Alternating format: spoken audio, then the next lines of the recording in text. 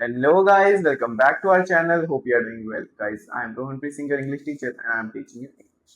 तो गाइस पिछली वीडियो में हमने आर्टिकल राइटिंग का नोटिस करा था और ये समझा था आर्टिकल राइटिंग क्या है.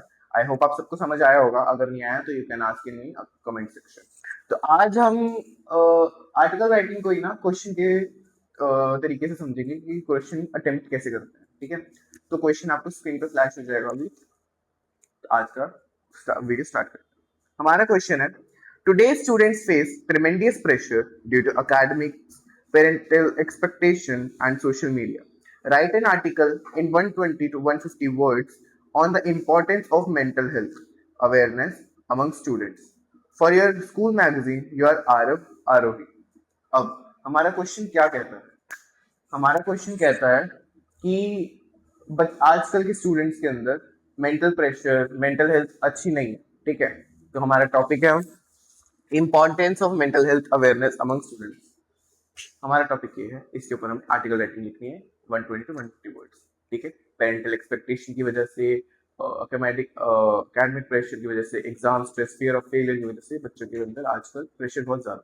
तो उसको कैसे ओवरकम करें, कैसे उसे कम करें, ये हमें आर्टिकल में लिखना है. ठीक है, तो जैसे कि हमने फॉर्मेट में समझा था, पहले हेडिंग हेडिंग हमारे क्वेश्चन में दी गई थी हमें.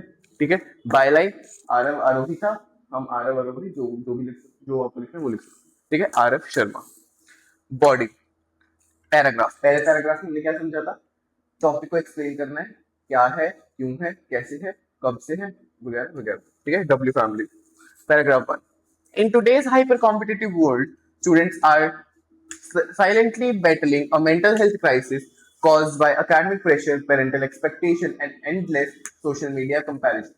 Who could imagine that the same youth who are supposed to India's future are struggling with anxiety and burnout every single day? ठीक है, जैसा कि था डब्ल्यू फैमिली, हमने बता दिया कि आजकल क्या हो रहा है बच्चों में, मेंटल प्रेशर हो रहा है. क्यों हो रहा है? पेरेंटल एक्सपेक्टेशन की वजह से हो रहा है, एग्जाम फियर ऑफ फेलियर की वजह से हो रहा है. कैसे हो रहा है ना, बता दिया. उसके बाद हमने एक क्वेश्चन पुट करा. ठीक है, कि हम ये कैसे सोच सकते हैं जो यूथ है हमारा आज का, जो इंडिया का फ्यूचर बनेगा, वो आज के टाइम में एंजाइटी और डिप्रेशन से गुजर रहा है. ठीक है, क्रिएटिविटी यूज करी. उसके बाद this issue is spreading rapidly in schools and colleges across the country right now, and it demands immediate attention before it becomes an epidemic. ठीक है, अब हमने बता दिया ये इशू कहाँ स्प्रेड हो रहा है, और स्कूल्स और कॉलेजेस में, क्योंकि स्टूडेंट्स के ऊपर प्रेशर कब आता है? स्कूल और कॉलेजेस में ही आता है. किस चीज का आता है? एग्जाम्स का, अपनी पर्सनालिटी का, फियर ऑफ फेलियर, अच्छे से प्रेजेंट करने का, एंड वगैरह वगैरह. आई बिलीव प्रेशर नहीं लेना चाहिए, बट क्या कर सकते हैं. ठीक है, तो इसके ऊपर हमें स्प्रेड कर दिया, फिर अवेयरनेस स्प्रेड कर दिया. पहला पैराग्राफ हमारा कंप्लीट हो गया. हमने क्या करा? टॉपिक हमारे अपने इंट्रोड्यूस करा. ठीक है, डब्ल्यू फैमिली का यूज करा. How, sorry, what, when, where, how, why, etcetera. ठीक है, हमने यूज करके हमारा पहला पैराग्राफ में कंप्लीट करा. ठीक है, एपिडेमिक. एपिडेमिक का मतलब क्या होता है? एपिडेमिक का मतलब हमें इसे ओवरकम करना है, इससे पहले ये आज के टाइम का सबसे बड़ी बीमारी बन जाए. ठीक है, सेकेंड पैराग्राफ. हम सेकेंड पैराग्राफ में क्या लिखते हैं? मैरिज, डीमैरिज, कॉज, इफेक्ट लिखते हैं. वही सब लिखेंगे. The main cause include excessive study load, fear of failure, and constant online validations, leading to effects like sleepless nights, low self-esteem, and even depression. Cause effects क्या है? कॉज ये क्यों होता है? ये होता है fair of failure, study load की वजह से, ऑनलाइन वैलिडेशन की वजह से. ठीक है, लीडिंग, और इससे क्या इफेक्ट क्या आते हैं? स्लीपलेस नाइट्स होते हैं, डिप्रेशन, एंजाइटी, और आजकल के बच्चों का बीपी लो बहुत होता है. ठीक है, ये सब है उस चीज का वो है. ठीक है, बट हमें नहीं लेना चाहिए ताकि आप सबका बीपी लो ना हो. और आजकल इंटरव्यू को देखते हैं बीपी लो तो नॉर्मली है. ठीक है, the government should counselling compulsory. अब जैसे था, हमें क्वेश्चन पुट करना है गवर्नमेंट, मीडिया और लोगों को क्या करना चाहिए. ठीक है, what people should do, what government should do, what media should do. The government should make counselling compulsory in every school. Media houses must run regular awareness campaigns.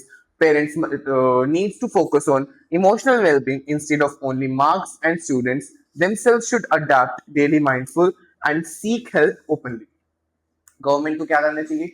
Schools में schools में हमारी काउंसलिंग अवेयरनेस और counselling कर देनी चाहिए compulsory. क्यों? इससे बच्चे अपना फेयर बताएंगे, अपना जो अंदर वो स्ट्रेस लेके घूम रहे हैं, मे बी उन्हें उससे रिलीव मिले। ठीक है। और मीडिया को क्या करना चाहिए? मीडिया को अवेयरनेस कैंपेन्स इशू करने चाहिए, है ना, कि इससे क्या होता है, इससे क्यों होता है, इससे क्या फर्क पड़ रहा है बच्चों पे, बच्चों की मेंटल हेल्थ पे क्या स्ट्रेस पड़ रहा है, क्या फर्क पड़ रहा है, वो मीडिया को करना चाहिए। ठीक है। इसके बाद पेरेंट्स पेरेंट्स को क्या करना चाहिए? पेरेंट्स को प्रेशर नहीं देना चाहिए। पेरेंट्स को सिर्फ मार्क्स से ये नहीं देखना चाहिए बच्चे के मार्क्स इतने आने चाहिए, 90 आने चाहिए, 95 आने चाहिए, 99 आने चाहिए, 100 आने चाहिए। बच्चा 50 वाला भी वही रहता है, बच्चा 95 वाला भी वही रहता है। ठीक है।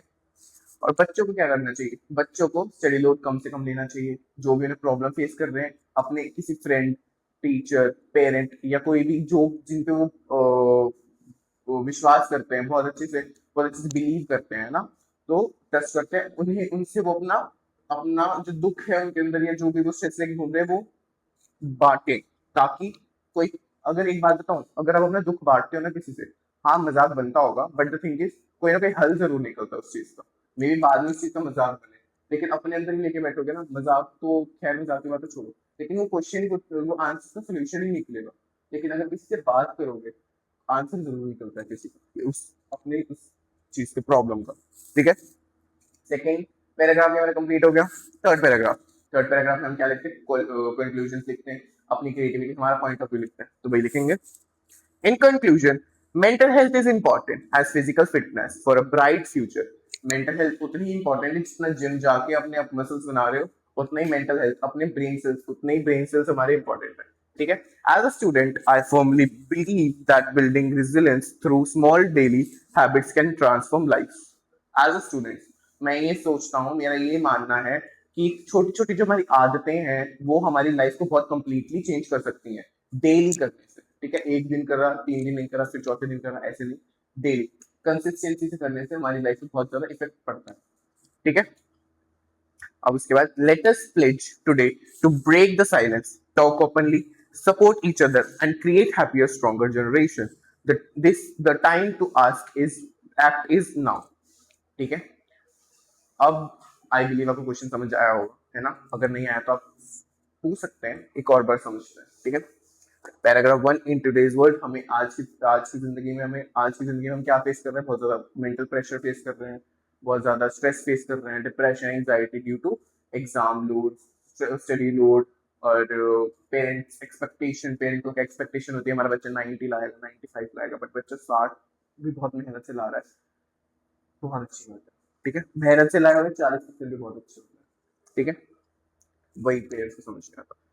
और उसके बाद हमें सेकेंड पैराग्राफ में उसके कॉजेस क्या है, कॉज क्या है, क्यों होता है study exam, fear of failure, और पेरेंट्स एक्सपेक्टेशन वगैरह वगैरह। ठीक है। उसके बाद थर्ड पैराग्राफ में कंक्लूजन, जो हमारा कंक्लूजन है वही।